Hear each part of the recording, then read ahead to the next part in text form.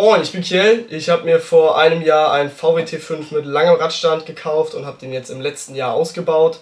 Und in diesem Video geht es um die Dämmung, um die Bodenplatte sowie den Bodenbelag und zum Schluss auch noch um das Verkleiden mit Filz und Holz.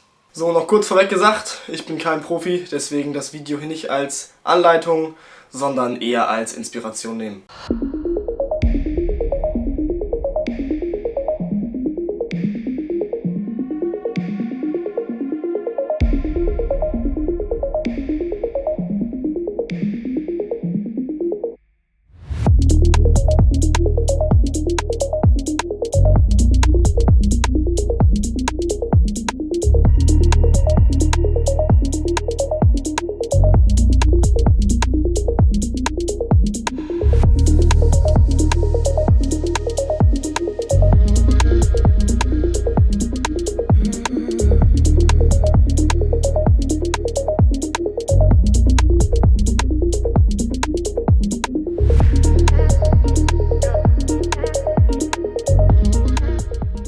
Bei der Dämmung für mein Fahrzeug habe ich wie viele andere auch Armaflex XG in 19 mm genommen und dazu das Armaflex Band in 6 mm. Zur Vorbereitung muss man eigentlich immer darauf achten, dass man einmal alle Roststellen abschleift, anschließend grundiert und dann natürlich einmal alles säubert. Danach ist es wichtig zu gucken, dass man einmal alles abmisst natürlich und immer 1 bis 2 cm drauf plus, da die immer verloren gehen bei Auswölbung oder ähnlichem. Zur Verarbeitung ist es dann wichtig, dass man ein scharfes Küchenmesser hat, mit dem man die Platten zurechtschneidet und dann eben darauf achtet, dass man die Platten ohne Lufteinschlüsse schön überall andrückt und anklebt. Anschließend ist es dann noch gut mit dem Armaflex Band einmal alle Lücken zuzukleben, um eben einfach Kältebrücken auszuschließen. So, und für knifflige Ecken, an denen man nicht so richtig das Plastik vom Armaflex hinten abziehen kann, habe ich noch einen ganz coolen Trick. Und zwar nimmt man einfach ein Seil mit einer relativ starken Klammer aus dem Werkzeugbereich, macht die dann fest an diesem Plastik, Abzugplastik, und kann dann ganz entspannt am Seil dieses Plastik eben abziehen und so auch in den kniffligsten Ecken das Armaflex schön aufkleben.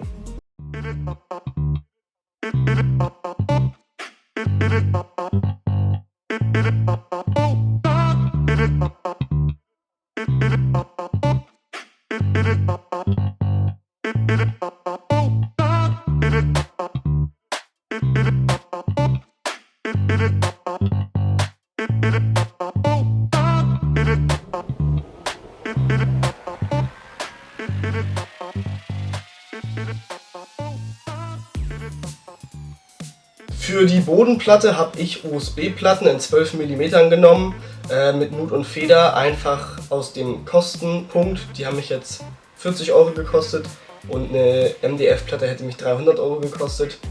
Und ich habe dann einfach die Fahrzeugunwuchten, die Radkästen ausgeschnitten, die Platten zusammengesteckt und dadurch beklemmt sich das Ganze auch selber. Ich habe die nirgendwo verschraubt und das hält bis heute aber super. Auch der TÜV hat nichts gesagt, also das funktioniert ziemlich gut.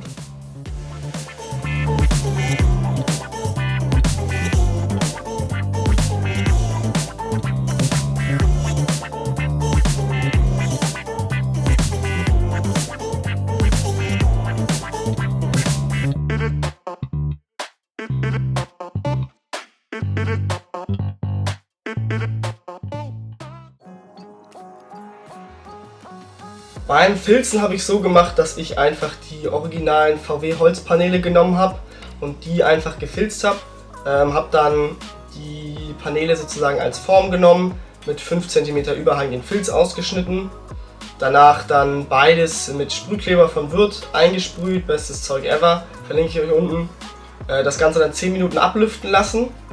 Anschließend habe ich dann beide Sachen aufeinander geklebt und die Rückseite vom Holz nochmal mit Sprühkleber eingeklebt, also am Rand. Währenddessen habe ich dann die Ecken schon ausgeschnitten, damit sich nicht 3 Lagen Filz eben überlappen. Und dann habe ich den Rand vom Filz umgeklappt, hinten aufgeklebt und dann war man mit dem Bekleben an sich auch schon fertig. Danach habe ich dann noch mit einem Lötkolben die originalen Löcher für die Clips durchgestochen. Dann noch etwas längere Clips montiert, verlinke ich euch auch unten. Und dann die Panels auch eben schon an die Wand geklippt. Zu den Clips muss man noch sagen, die sind zwar länger und auch halten auch gut, aber die sind sehr schwer reinzukriegen, ist echt eine Frickelarbeit. aber lässt sich nicht ändern, ich habe noch keine anderen gefunden leider.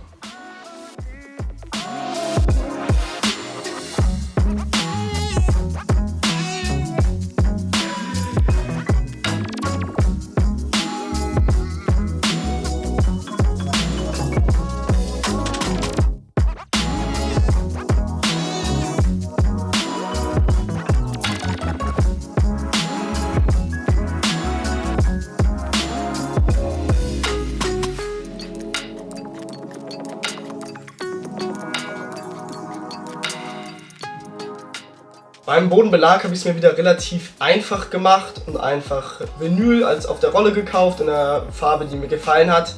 Das habe ich dann ins Auto gelegt, alle Ecken und Unwuchten wieder ausgeschnitten und im Endeffekt dann einfach mit doppelseitigem Klebeband aufgeklebt.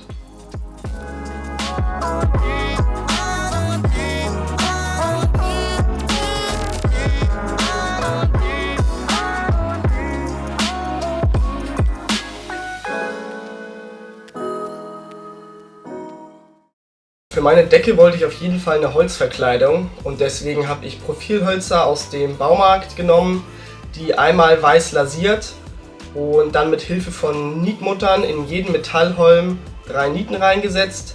Dann habe ich da so Streifen von Multiplex oben angeschraubt und in diese habe ich dann meine Profilhölzer verschraubt.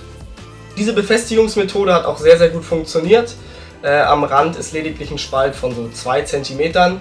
Das passt aber eigentlich ganz gut, weil da kann ich dann schön meine Metallhaken bzw. meine magnetischen Haken festmachen. Ja, das war's mit dem Innenausbau. Ich hoffe, es hat euch gefallen. Nächste Woche geht es dann weiter mit dem Bett, dem Schrank und der Küche.